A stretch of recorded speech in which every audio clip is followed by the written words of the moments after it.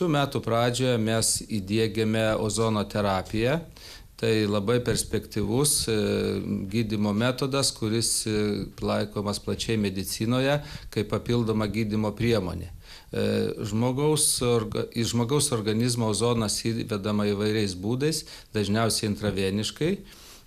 Tokiu būdu labai pagerėja audinių aprūpinimas deguonimi, tai platus pritaikymas širdies kraujagyslių ligų gydyme, cukraligės atvejais, kada blogėja smegenų kraujotaka. Po ozono panaudojimo labai pagerėja audinių deguonies pasisavinimas per fuziją.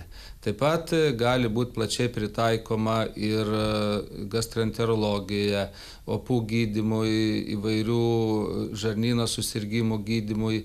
Įvairūs pritaikymas yra ir infekcinių ligų gydyme. Gali būti platus pritaikymas ir sveikesniems žmonėms, kurie labai užimti, nuolat patiria stresą, nerimą, pervargsta. Pritaikius ozono terapiją, jiems tie neurologiniai simptomai lengviau praeina, jie tampa žvalesni, energingesni, pagerėja atmintis. Žodžiu, tai mes labai džiaugiamės, kad šitą metodą galėsime pritaikyti įvairių susirgimų gydymui.